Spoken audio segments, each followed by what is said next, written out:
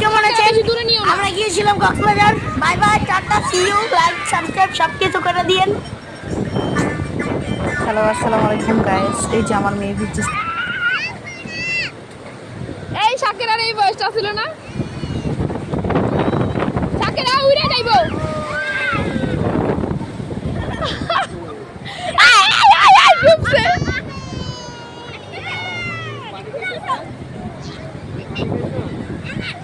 আর না যায় না, ঠিক হয়ে যাবে।